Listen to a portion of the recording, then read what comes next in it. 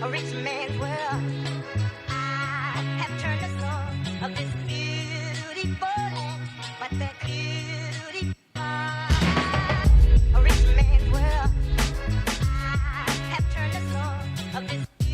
So greetings fam, hopefully I find you well, and this is another day, a perfect day that the Lord has made, and I'm super excited. I'm joined with none other but Mr. Emmanuel Sekayanzi as well as Mr. Joshua. But I'll have this moment where they can get to introduce themselves so that you can get to hear the names properly as we are about to embark on a very interesting, amazing journey that we're going to talk about.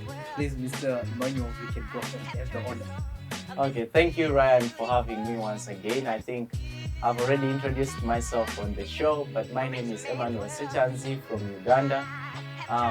Public speaker, medical scientist, author, entrepreneur, founder and CEO at Memoir Solutions. And I'm just blessed to be here once again to speak to our wonderful people from Zimbabwe, South Africa, the world, and India at large. Oh, that's beautiful. We really bless the Lord. And you have just seen he has been here and we have had a wonderful topic as we were discussing about medical and digital technology. But today is a very amazing day because he did not come alone. He came with the best wingman to ever live. This is Mr. Joshua. Kindly introduce yourself. All right. Hello, everyone. My name is Joshua Asimwe. I'm a Ugandan by birth, and I'm a graphics designer, a medical scientist, a healthcare visionary, and also a co-founder and chief operating officer at Medref Health Bridge Solutions. So it's very great to be here and share a ton of things with all of you. Yeah.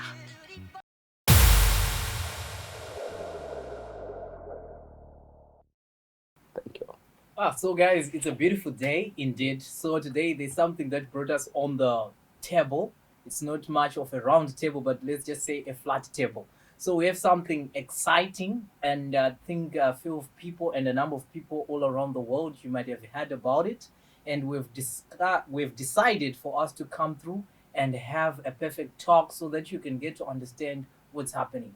As you can see, I'm holding a very beautiful ticket here of the book launch, none other but The Journey Outward by Mr. Emmanuel, which is one of a great testament that I have seen. That's what I always say when I'm speaking of making an impact to the world. This is an example of the impact that we are always talking about. Something that leaves people with everlasting memories and yet brings nothing but elevation and a testament of new beginnings. So, Mr. Emmanuel, this is a very beautiful masterpiece that I'm seeing here. Mr. Joshua. Yes. It happens to be your work, right? Definitely. Obviously, it has to be his work.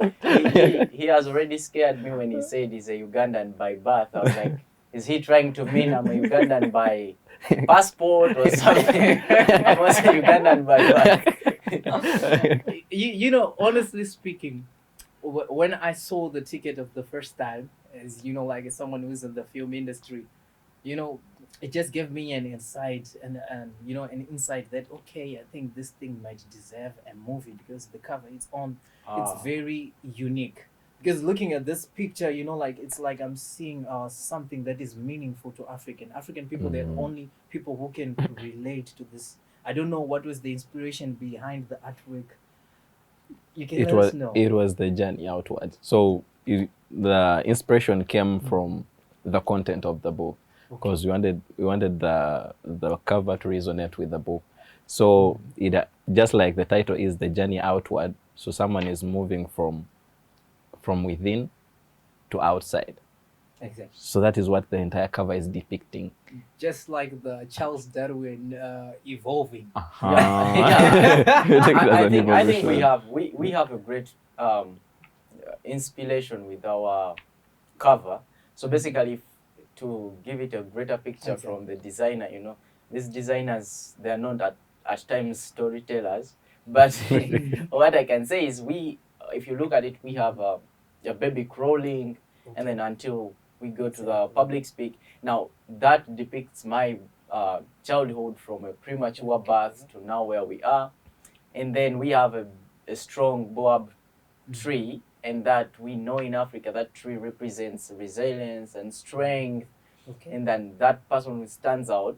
And then we have light, which was the moon. So basically the moon shows us that the Lord our God always shines light to someone's path, and you don't have to look at the past, you have to follow the light and continue going. And then we have these outgrown grasses. Okay. So if you look at the outgrown grasses, they are trying to depict that there is every person faces a certain challenge in life, whether crawling, whether you're standing up, whether you're running. Exactly. But you have to just keep moving through those grasses.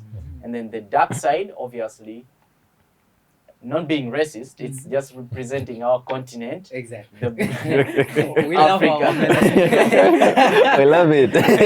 So that's how it is, and that's where we got the inspiration from. Yeah.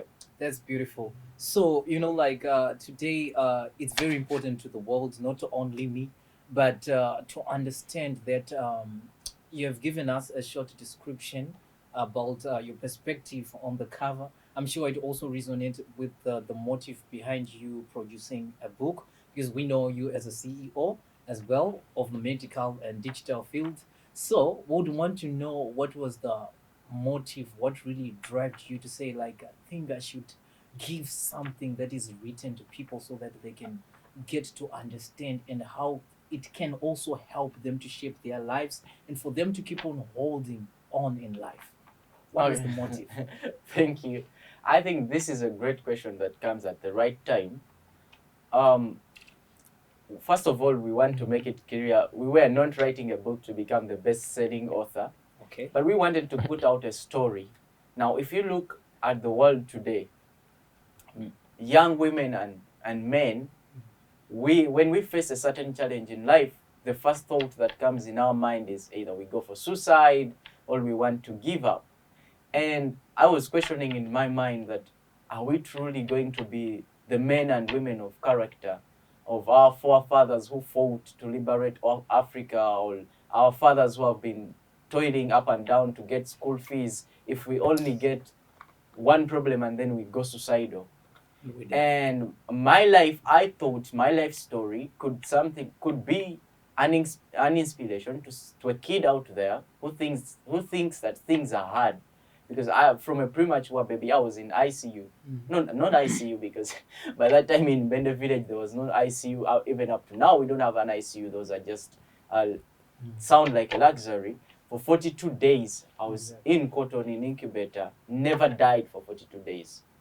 And then from there, we had to toil. I was a school dependent from probably primary 4 to now, and then becoming a CEO. And I was putting out my story that every person has these 42 days like mine. The 42 days when you feel like you are going to die. The 42 days where everyone loses hope, because many people told my mother, this is already a dead person, why don't you bury this kid?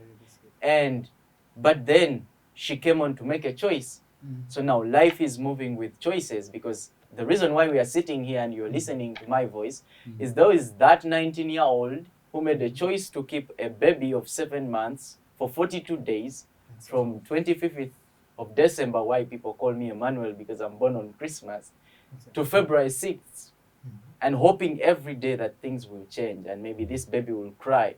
Now, those 42 days happen in everyone's person, in a workplace, during education, and I've been seeing my generation giving up easily. So I wanted to put out this information to them, to tell them that, you know what, we have to build a character, we have to be strong, we have to be resilient, we have to go through all this. And maybe someone who reads it outside will know. The second vision of writing this book was, if you look at most of the people who give birth to premature babies, we still have communities that term these babies as curses. Maybe the babies that have disabilities, people don't want even to associate with them. Now, I want to tell the world that, it doesn't matter whether the baby is premature, whether it is having any disability. That child, once kept and the life is fought for, they can create value in the future. So that's what we are trying to put. Now, the third part of it is entrepreneurship and innovation. Exactly. So we are calling out African international students, those who, in quotes, people say they have gone abroad to study, Exactly. to come back home and create value regardless of the bureaucracies and the up downs and the mountains and the political landscapes that we have to go through in our own countries, because we are the future. And if we say we are the future, we cannot create other people's future. We have to be in our own future. So the book has those three things. And so one is to call upon all parents to come and say that, you know what, whether the baby is premature, whether disabled, I have to keep this baby. The second thing is to call up my generation that we are losing it all. Exactly. We are a generation where the one WhatsApp message of a negative message breaks you down and you think you are suicidal. Exactly. But there was me who was in 42 days, held by a 19-year-old who today would have gone clubbing. Exactly. She would just throw me in a toilet and go and start her new life. She can have more babies, but made a choice. So the book is asking a question, and it's the same thing that I'll be speaking on the launch is, are we truly going to be the men and women of character to make choices that are going to save a life? Exactly. So that's all about the story in a short way. And for those who book the book, who will get the copy, they can delve deeper and understand, unless Josh has to add something about the inspiration around that. Yeah, actually, just like for me, the inspiration behind this was that this journey needed to go out there for people to know it, because I met Emmanuel, I think it was around October 2021. That was my first time, I think, here in India, and he was the first person I met. And you know, when I was seeing him at first glance, I was like, this boy is so talkative. Because I'm more of a quiet person. I don't always speak like a lot. Even my words, I speak and I end somewhere. But then I was like, this boy is so talkative. And that was the only thing I could know, but he was so talkative, makes jokes, he's always making people laugh. Yeah. But then I didn't know this journey behind. Okay. It was something in the dark. No one knew. So yes, no one knew. Actually, I've just gotten to know. I've been with him for all this time, but I've just gotten to know about this journey, I think like 3 months ago. Okay. That is when I got to know about this. And I was like, wherever he got the inspiration from, because I don't know where he got it from. Just like he has given this to us, he has told us where he got the inspiration from. So I was like, wherever he got this inspiration from, this was really good. Yeah. It really needed to get out there for people to know it, for people to see that these things are possible. Because whenever we come, for me actually, my major concern, because I got a chance to read through the book, my major concern was when we move out of our country, especially when we come for these higher studies, people normally look at it like as if we've only come to study. But in most cases, we've not come to just study. Yes. We've come, yes, to study and then go and create impact back home. So it is not just about coming outside here and yes, you brag about it, you brag about it, and you're like, yeah, I studied in India, but so what? How different are you? How different are you from a person who is still back there at home? Exactly. What different thing are you bringing? Are you bringing to the community? Yeah. So if someone can put this information in a book, and you know, our generation, we tend not to like to read. I know it. So, but let us still go back to this one and check it out. Because there is a lot to learn from here. Exactly. A lot. Whether it is motivation, because some people have lost the motivation, they've lost hope. They think everything has ended. They think they have faced the wall, but that wall can be broken through and can go through it. So should really check this out. I really love the story. I'm not going to unveil everything. We are keeping that for the launch. So it is a really wonderful story, and we should really check it out. Definitely. We should really check it Yeah, out. I think with the comment Josh says, I watched one status yesterday, and the boy had posted that a flight is not a means of success. It's a means of transport. Okay. so when he mentioned that when we come abroad, people term it as successful. Exactly. And that's also a different thing. Then when he talks about jokes, I recently talked to my secondary teacher, and he was like, you know, when you were at school, you were one of the most joyous people, and we didn't know that there's this fighting spirit behind you. And I got one of the stories I never mentioned in the book. I think it is written, but I got a job after my Form 6 to work at my school as a tutor in COVID time. And I used to sleep at my senior teacher's home in his sofa. Okay. He's called Joseph and Michael. But I used to come out in the morning to come and teach, and students will never know. Actually, students used to think I'm this rich teacher because I was so happy. Exactly. And that's how my life is. And it's the same thing I've learned about Josh. That's how our home is. You just come, you are happy regardless of the problems. And I think that's how the world has to be. And the narrative has changed for all students. I just ask myself, why just one problem someone turns suicidal? Exactly. And we are not saying with him, we are not saying that mental health issues are not happening. We are not saying people should not break down. We are not saying people should not be vulnerable. Exactly. But what we are saying, there are those people who went to war for 40 years to fight for our independence. Exactly. Are we going to be the same generation?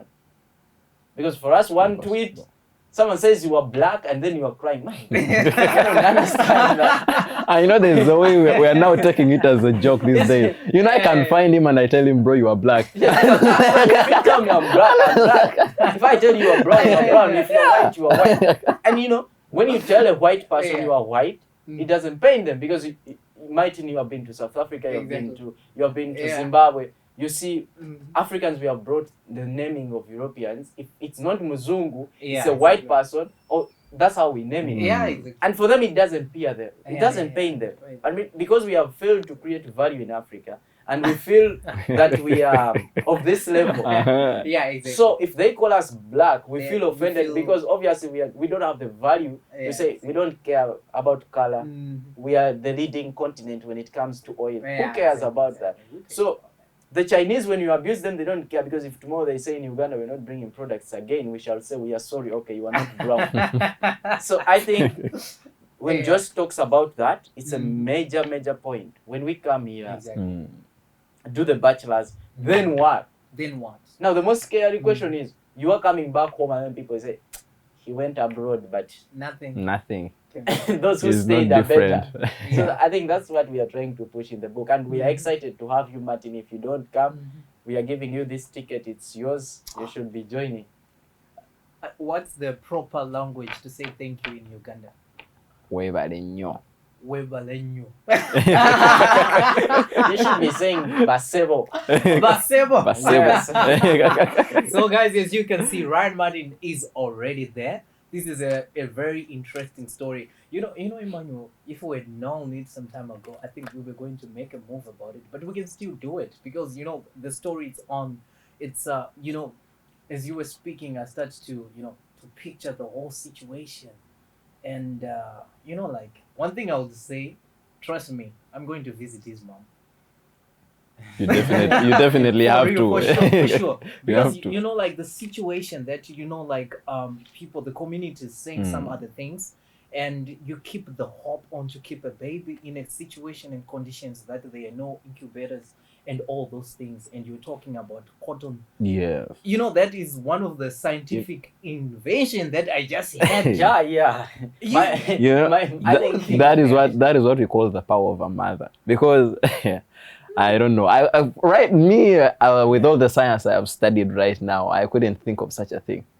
Because I was like, without ICU, without incubators, how? First time Josh asked me, Josh asked me that, bro, how did she know about this science? Because what she did... Yeah, because it's a big question. Yeah, because she bought 3-liter jerry cans, 2 of them, and she used to fill water at 100 degrees.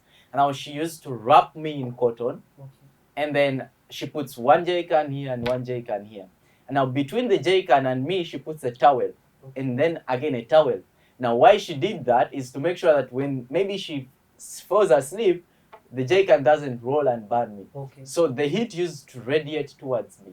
Okay. So she told me that because I didn't get a lot of time to stay with my mom. I grew up from a Christian school that was built by Living Grace Church from Tacoma, USA, and Living Grace Church in Uganda. Then I was a school dependent in a Catholic church. So I didn't know this story. Exactly. He got to know it 3 months. I got to know it 6 months. When I went back to the village, I was like, I have to look for this mother to ask what happened, what went wrong. Exactly. Now, what made me ask was, again, it's the society. Like one day my friend asked me, but you boy, you are so small. Do you have HIV? Now even me, I started being curious Society. why I ate. Why- We bought a exactly. full bottle of protein with George Exactly. so that I can gain muscles. It was not working. Now I Same wanted to situation find with out. me. I eat a lot, And so No change. she puts all this, yeah. and then she has to do that. Now the problem is not doing that innovation. Is how consistent are you going to be To for the next 42 days doing the same? Now Same. you are having a premature baby, which means the cotton, the cloth has to be ironed. So because I was very easy to be attacked by infections. anything. So she did that. Now, at 19 years, that's the scary thing. Exactly. Because today we're having 19-year-old people who cannot even wash a brother, Exactly. who cannot even cook. We have seen that. We have 19-year-olds who the family has to escort to bring them from Mumbai to here. To here. Exactly. Because they cannot take a They flight can't on take their own. themselves. Now, that's where my concern is. What is happening to our generation? If What's a going to be our 19-year-old had the capacity and the resilience, when the society is saying, you know what, this is a curse, this is a demon, you have just entered in a marriage and you are giving the firstborn as this, the baby is going to die, what are you fighting for? And she had, without any motivator to motivate her mental health, she had to fight that for 42 days. 42 days. And you know, she told me on the 42 days, on the 42nd day, she said, right, I'm removing this idiot from cotton, because she was also giving up. And that's when I woke up. Now the question is, how come for us today, with everything, with opportunities, we give up so easily? That's what we are calling. That's why Josh is saying this story has to be read. Exactly. Because we want It to has to question people. The other thing people don't know is I was talking to her because I got a full day to speak to her for the first time on a lengthy thing. And I asked, so tell me what happened after. She's like, you know, you guy, you refused blessed milk. So you are giving a child water from like 2 months to now, African tea. Now the thing is, that doesn't show you how courageous she is. One of the things that is not in the book is she knew she didn't have the funds, she didn't have the money to take care of this baby. And she had to release me to go under the supervision and the care of the church. Now, a mother to give out a child to explore the world at an early age, a premature born, fragile and small, shows you that, okay, you have to face the future whether you are born premature. Exactly. And that's what the mother can do. Today we are having mothers who fear to take a child from one state to another state to pursue education. Now that's what we are questioning. And for us, we are happy. We are laughing. We are happy to host you and you read the book and understand the Exactly. story. Yeah. Wow. Because you know, my first time meeting Emmanuel, it was in 22. One first thing that I picked about him is the joy, the happiness. the happiness. And he It would is crack always there. jokes. You know, like, he would crack jokes. Endless. Endless. You know, one of the person that I know, like, saying like, okay, what is interesting? And the person told me like, he's very funny. And I is got it. to discover it myself as well. Then I say, yeah. You will laugh if you spend a day with this one and you don't get to laugh. It's impossible. No, you have to laugh in the first 2 minutes. You have to laugh. Because we have to laugh at our Yeah. problems. I should. There's this day we had rent on our side, we had fees, we were going for final exams, Exactly. and we just sat at home with Josh, switched on the movie, and then we started laughing. Yeah. Because you're not going to tell me that because of fees I should Exactly. get the rooftop. Yeah. So I know I think from Uganda to here it's like 6,000 kilometers. Okay. From South Africa. Yeah. Down. Now you don't Yeah, tell it's me like that I've 6,000. moved 6,000 kilometers away from home to come and die because of school fees. No. Definitely no. To come and kill myself because the Impossible. girl has said no. No. Because you are doing that, Yeah. but there is a mother who slept hungry, Exactly. saving to have your fees. She didn't die. For you have got a C plus or you have got a B Yeah. negative, Big and negative. you're like, oh my god, I'm a failure in life. I failed this exam. They are going to laugh at me. That's why I should die. Why you should die?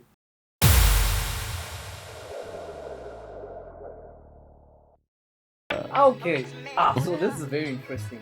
So guys, the book launch is almost around the corner, and as you've heard from Mr. Emmanuel directly and Mr. Josh, we are inviting you all over the world, wherever you are. You have to show up for this one. It's more than a bless. As you can tell from the story, there are a lot of miracles. Exactly. We have a miracle of water that has just been mentioned. You know, it takes me back, in the time of Jesus when he turns water into wine. Meaning, like, water itself is that energy of life within it. Yes. You say, like, he could not take breast what? Milk. Right? Breast milk. And there has to be There have to Water. be water. And then you find out someone saying in Africa we cannot innovate, we cannot create value. The innovations are around us. It's just that I think, should I say, we've been shielded. Our vision has been shielded, or we have prevented ourselves from seeing the things there. Because the things are there in Africa. It's not that to become innovative you need to first get out of the country. No. yeah. You, you don't. our You, perspective. you don't need to first get out of the country to become innovative. The innovation is there with you. You move with it every day. It's just that you need to see it and do something about it. In the book we call out the world, if you get one chapter of the book, and we say over the past years Africa has been seen as a continent with bone of outstretched hands, and people say we are beggars, Yeah, exactly. and we are what?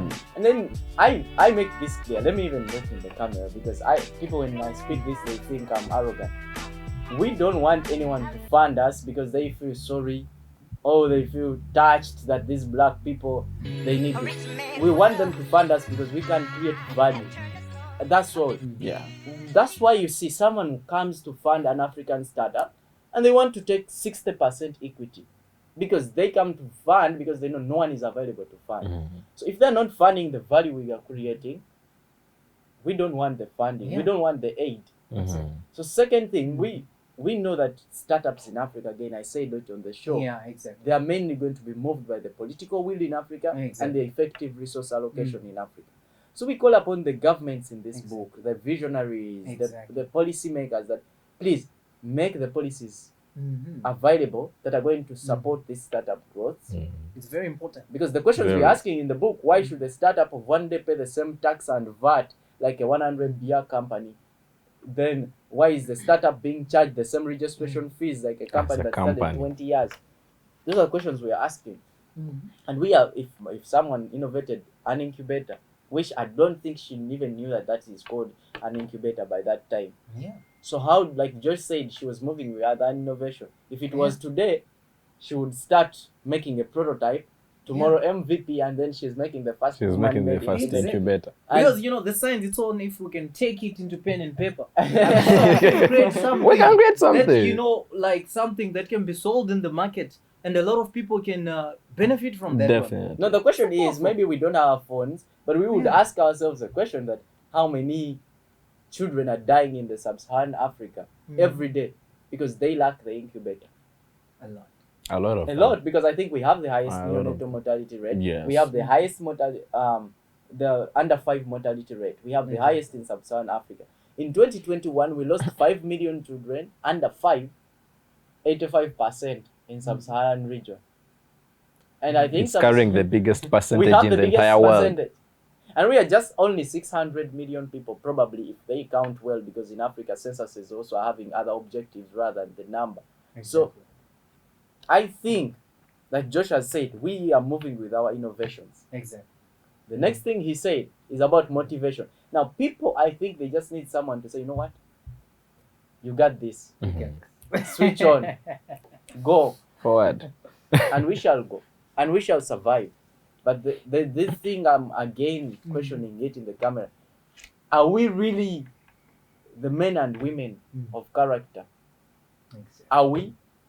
And if Are you we? feel in your heart you're not answering that, then we are not. We have to be the men and women of character that you say, you know what, regardless of the propaganda around Africa, Exactly. I'm going back, I'm settling, I'm setting up this. Whether it's going to take 10 years to create value, I'm setting it up. Yeah. I'm going to be persistent, consistent, and I'm going to believe in it. Exactly. And I was this guy who used to think that Africa needs digital things because I was into India. And now I've found out I have other areas to invest in. I can invest into agriculture. I can, because my village, I don't think there's even knowing about modern agriculture. Last 20 years, they are using war and water. I would like to invest into education. I'd like to invest into innovative education, robotics, AI, and hands-on. So I think we need to do that, and it starts with us. Yeah. So guys, it's a call to action, as like Mr. Emmanuel and Mr. Joshua is saying, because like we are so worried and we are so concerned about the future of this generation. Yes, we are going to start abroad, and we are taking it lightly as just a symbol of status. That's one thing that I say one time. I say like, does this mean like there's one story from the Bible, when the children of Israel were crossing the Red Seas. Exactly.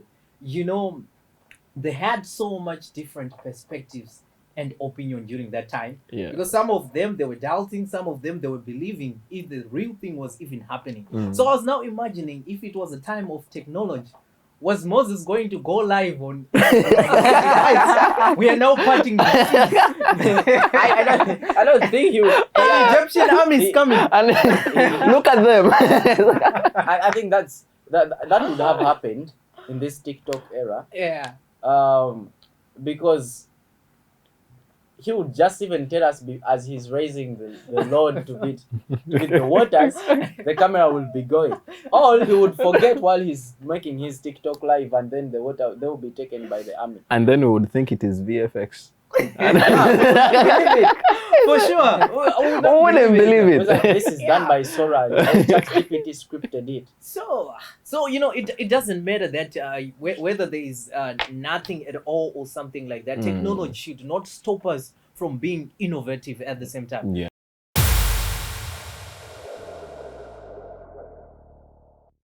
A rich man's world.